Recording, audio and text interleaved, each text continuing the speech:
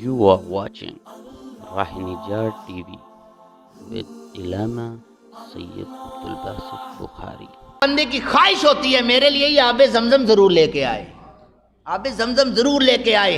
یہ حرم پاک کا سب سے پیارا تحفہ ہے، یہ نبی پاک صلی اللہ علیہ وسلم کے در کا تحفہ ہے، یہ جناب حضرت اسماعیل ذبیح اللہ کی وساطت سے ملا ہے۔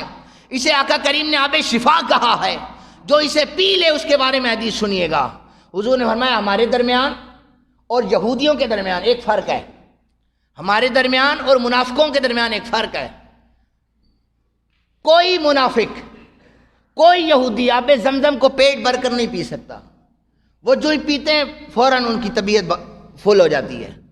لیکن فرمایا جب ایک مومن بندہ طواف کرنے کے بعد پیتا ہے پھر اسے کچھ دیر کے لیے نہ پیشاب آتا ہے اور نہ بھوک لگتی ہے، یہ اس کی برکتیں ہیں۔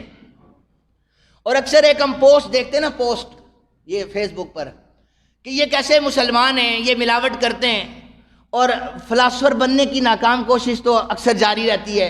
جنہیں کوئی دوسرا پوچھتا نہیں ہے وہ فیس بک پر تو بنے ہوتے ہیں تبصرہ نگار۔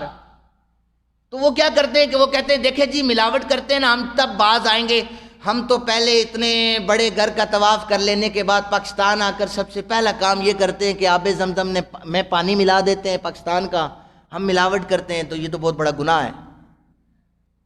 ان چلوں کو یہ بات پتہ نہیں ہے کہ آب زمزم یہ اتنے برکت والا ہے، اس کے بارے میں حکم ہی یہی ہے کہ تم دنیا جہان کا پانی اکٹھا کرو، ایک جگہ پہ رکھو، اس سارے پانی کے اندر رسول پاک صلی اللہ علیہ وسلم کے در کا ایک قطرہ ملا دو، سارے کا سارا آب زمزم بن جائے گا۔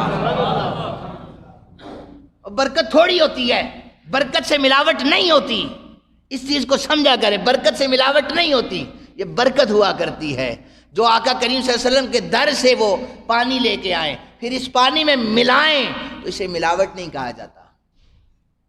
پھر اگر اسے ملاوٹ کہیں نا تو پھر جتنی کوئی جناب دال گوشت بنا رہا ہے وہ بھی ملاوٹ ہے، کوئی آلو شوربہ بنا رہا ہے وہ بھی ملاوٹ ہے، پھر تو ساری چیزیں ملاوٹ ہو گئی۔